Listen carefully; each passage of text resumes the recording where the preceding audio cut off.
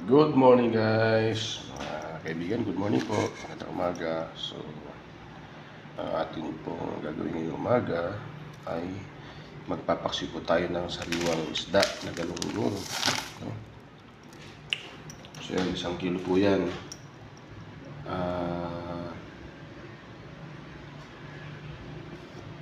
Sariwang-sariwa po yan guys, galunggong, 1 kilo. Anong kilo? 200 na po 1 kilo, pero parang hindi 1 kilo po yan kasi yung mga nagtitinda dito magdaraya, may mamang daraya talaga. So okay lang yan, magpadaya tayo. So ito po yung ating nilalagay na gulay, ampalaya. Sasapa po natin yan kasi masarap po yung isda na mayroong gulay. Yan, para tipid na rin po sa oras sa pagluluto. Kaya yan.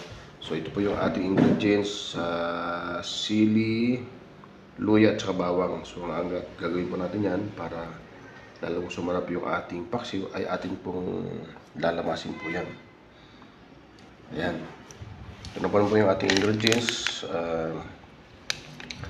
Suka, konting bitchin, mantika, at saka asin. So ang technique po dyan guys para maging masarap ang paksiw at aabot siya ng kahit 1 linggo na hindi mapapanis. Ang ating gagawin po ay ang ating isasabaw ay pure na suka, walang tubig. Solid suka, no? Pag natuyo yung suka, tsaka natin lalagay ang mantika. Ito, mantika. Mas lalo maganda rin kung may toyo. Yan. So, ano ba ito? So, meron tayong kape, guys. Magkakape po tayo. Tapos, meron tayong binili na hopya. Yan, no? Kaya ko kayo ng hopya, guys. Sa ating almusal. So, yan po ang ating gagawin ngayon. Atin na pong lalamasin ng ating bawang. Yan. Ating kaldero. Malinis na po yan. So, pagigay po natin dyan. Tsaka lamasin natin guys ng ganito. Ang purpose po niyan ay para lumabas yung katas ng sili, ng luya, bawang. Halo-halo na po yan guys. Para pag kumulo yung suka, madada po yung ang pataas at magiging malasa siya. So, yun po yung sikreto guys. Huwag na kayong gagamit ng magic sarap kasi masama po sa katawan. Okay na po yung bitchin kasi yung bitchin matagal ng panahon po ginagamit yan. Yung panahon pa ng ating mga lolo, mga lola. Garantisado po yan na pampalasa lang talaga. Walang samang side effect. Pero ano bang bagay na sobra, marami, ay nakakasama. Kaya pag maglalagay po ng bitchin ay tama lang po guys. Yung tamang pampalasa lang. So ayan, kumatas na po siya. Nabawasan po natin ng konti. Lagyan natin dito. Yan, tapos sapinan natin yan. Ganyan na po yan guys, mayari. Ganyan na po natin ang ating isda. Yan, simple lang guys, yung mga kababayan dyan, kakalakihan. Hindi lang kababayan ha, mga kalakihan na hindi marunong magluto.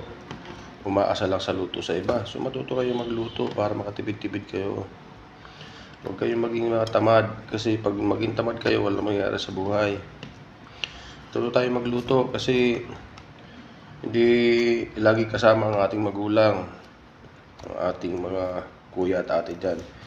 So, mayroon pagkakataon na mapunta kayo sa isang lugar na wala kayong mabibilhan ng pagkain na luto. O paano ngayon yan? Hindi kayo marunong magluto. So, dapat marunong kayo magluto mga guys. So, yan na po guys. Tapos, lalagay po natin ang ating ampalaya. Yan o. Sasapa po natin yan dyan. At siguro pagkakumulo ng suka, mga ilang minuto lang guys, ay pwede lang ihain yan. At ready to serve na. So yan. So ito, lagyan po natin ng asin. Kunting asin lang po yan guys. Yan. Asin lang, tapos ibus na natin ang ating suka. Yan, lagyan natin ng konting bitchin. Yan lang po guys. Tapos lagyan natin ang ating suka. Yan.